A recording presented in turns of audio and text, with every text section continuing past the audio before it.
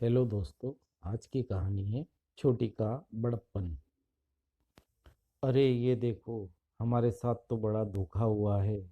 हाय हाय, मोरे बेटे की तो किस्मत फूट गई रे।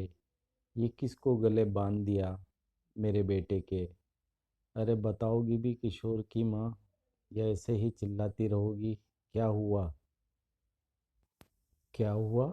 यहाँ आओ और खुद देख लो। सपना जी का रोना सुन केशव जी जब गृह प्रवेश के इंतजार में द्वार पर खड़ी अपनी नई नवेली बहू रागिनी और बेटे किशोर के पास पहुँचे, तो सपना जी ने बहू का घूंघट उठा दिया। घूंघट हटते ही सभी के होश उड़ गए। यह क्या, जिस लड़की को उन्होंने किशोर के लिए पसंद किया था, ये तो वो थी ही नहीं।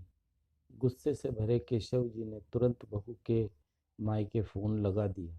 उधर फ़ोन पर अपने समधी का नंबर देख अनिष्ट की आशंका से घिरे मनोहर जी समझ चुके थे कि सच्चाई सामने आ गई है। हिचकते हुए हेलो बोले। तभी केशव जी जोर से बोले, बहुत गलत किया आपने। इतना बड़ा धोखा किया हमारे साथ। अपनी बड़ी बेटी का रिश्ता करके छोटी बेटी की शादी करा दी आपने। यहाँ आइए और ले जाइए अपने बेटी को।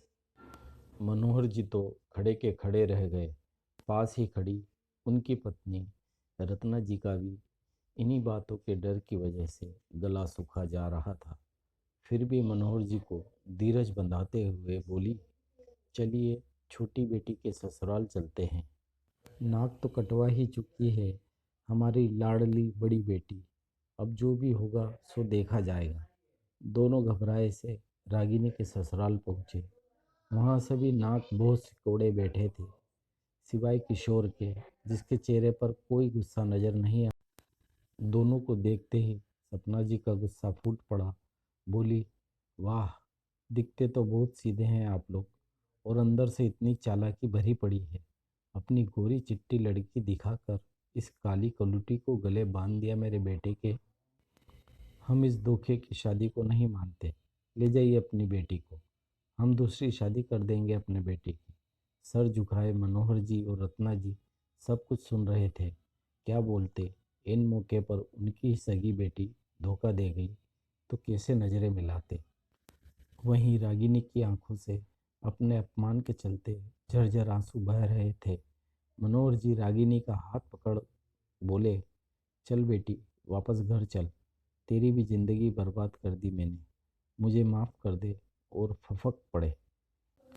तभी बहुत देर से माँ बाबा के खिलाफ बोलने की हिम्मत जुटाने की कोशिश कर रहा किशोर बोल ही पड़ा, रुक जाओ रागिनी, कहीं नहीं जाओगी तुम, यहीं रहोगी मेरी पत्नी बनकर, वो भी सम्मान पूर्वक। माँ बाबा को देखकर बोला, कोई गलती नहीं है इन लोगों की। आपको दूसरों की बेटियों में खोट नज़र आती है, मगर आपके अपने बच्चे कौन से संपूर्ण हैं। मेरी बहन जो कि बस 8वीं पास है, उसकी 12वीं की झूठी मार्कशीट दिखाकर और पैसों के बलबूते आपने बहुत बड़े घर में उसकी शादी कर दी। सच्चाई सामने आने पर वहाँ वो कितने अत्याचार सह रही है, जानते हैं ना आप। रही मेरी बात, मेरे इतने मोटे शरीर और कम सैलरी की वजह से कितनी लड़कियों ने मुझे रिजेक्ट किया। वो तो इन सीधे साधे लोगों को आपने ना जाने कैसी झूठी बातों में फंसाकर इनकी बेटी से रिश्ता तय कर दिया।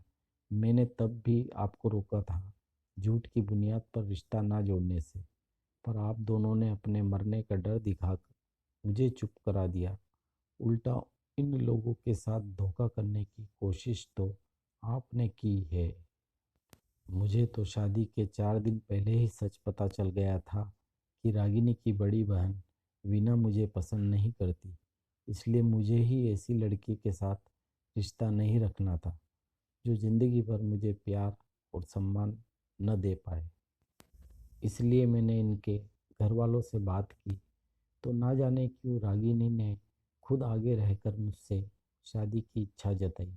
शायद हम दो घरों की इज्जत बचाने के लिए उसने ऐसा किया, वरना तो वो बस सांवली ही है, बाकी पढ़ाई और अन्य गुणों के मामले में किसी से कम नहीं। मैंने भी अपनी कमियों को खुल के बता दिया। फिर भी रागिनी मुझसे शादी करने को राजी हो गई। वो तो मुझसे बेहतर पति पाने के योग्य थी।